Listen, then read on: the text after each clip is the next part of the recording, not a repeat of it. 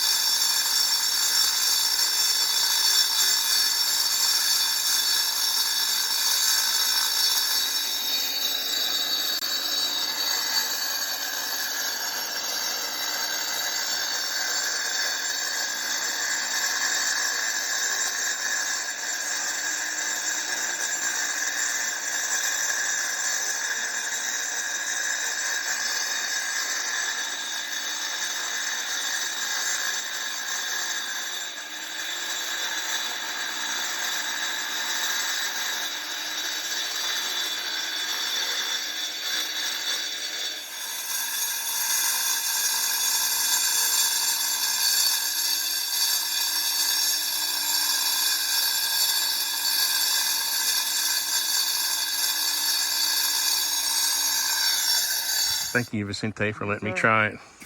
I've cut with those big machines before, the big heavy ones, but not with the little ones. I was actually going to try to do this with my worm drive saw, but then I'm glad I waited on you. Okay, we're back out here on the slab, wetting it down like the 12th time. I think this is like day 3 of 3 or 4 times a day. And we just want to cure our slab nice and well, good, even.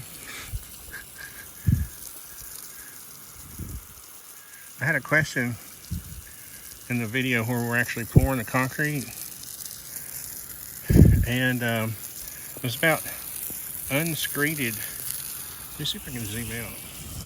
About the concrete and lifts. Okay, so backstory. I live way out in the boonies, if you don't know, and we might have to wait 30 minutes on a truck. What is going on now? Oh, dadgummit. Got a kink in the hose. So, what was I saying? Had to get the kink out. Yeah, I live way out in the boonies, right? There's nobody around here for miles. And so anyway, when you're doing that, you don't want to pour your first load of concrete up to the top of the forms, because guess what? That part you pour up to the top of the forms will start setting on you. What you want to do is do it in lifts. So if you look in the video, you'll see, where did I leave off here? I'm trying to get this dust off at the same time where we cut the joints. Anyway, you'll see in the video that we went around and poured all the footings first out of a slump of 4. And then that was to keep it from running out all around the edges where we had cracks. And so you don't want to pour your top coat in a slump of 4 either. So what you do is you fill up most of the slab to within about 3 inches. This slab's pretty thick, so 2 to 3 inches you leave down. And on your very last truck, which 10 yards was enough to pour the whole top, it took about 35 to do the whole thing.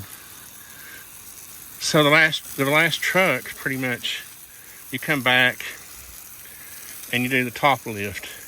What that does is it gives you a homogeneous top layer. If you've ever seen concrete, it's called burn in. I keep from tripping over the hose. If you've ever seen concrete where they tried to do what you're talking about, where you finish it or screed it as you go, and then you have to wait on a truck, say right here, you had to wait on a truck for 30 minutes. When that new concrete meets this already screeded concrete, you're going to have a line there no matter what you do.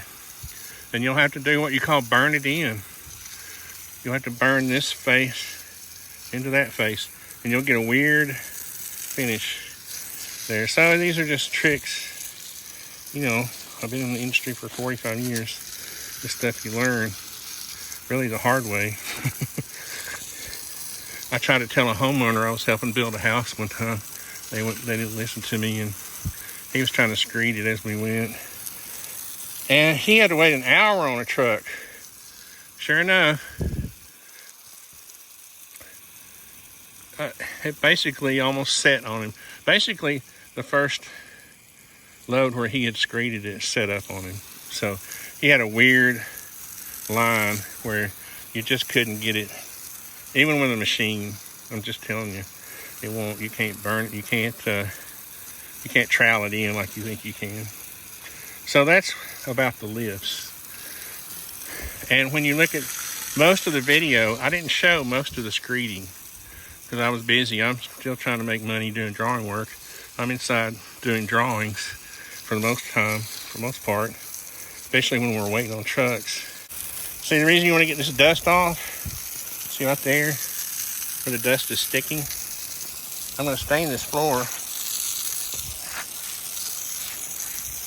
I don't want to have to grind it.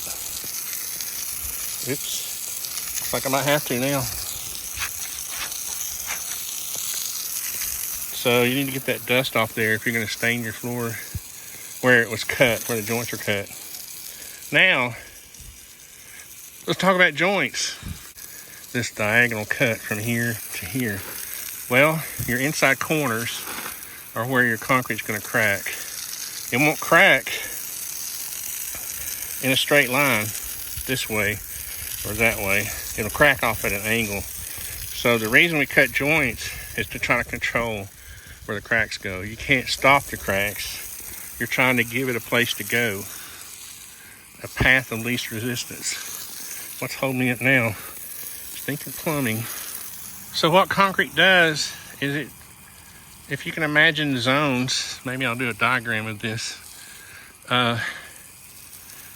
where, okay, you have a big mass. Let's get to where you can see. You have a big mass, right? Well, find the center of that mass, and that's where everything's trying to shrink to, okay? From here, from there, to the corners.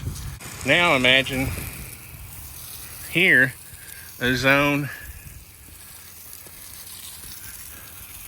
right out there that's shrinking in that direction, that way. Now imagine a zone right here that's shrinking that way. What happens here at the corner? It gets pulled apart. And that's why your cracks will go off at a 45-degree angle, not straight, okay? That's inside corners, okay? Now I think I'm about done playing in the water. She's wet now. You see here the part, some of it I've wet down already is drying out again. So I'll probably hit it too late in the day for the last time, but we'll go around and hit her again. It's good. I mean, I use 4,000 PSI. See, all that's already drying up. I use 4,000 PSI, so it should be good. And we put a retarder in it, so no biggie. But now my OCD's kicking in. It all has to be wet before I leave. I'm trying to get this dust out of my living room because if I want my stain to stick anywhere, it's right here.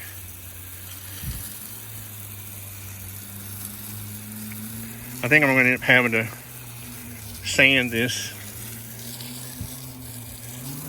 anyway and acid etch it. We got local moonshiners running moonshine in the woods. All right, awesome. She's set up for the evening. I was kind of hoping it would rain. It's supposed to today, but it never fails when you want it to rain. It doesn't. Hopefully in a few weeks I'll have framing lumber out here and I can make progress on moving out of the tiny shack, the love shack, into the mid-century modern cabin. Thanks, guys.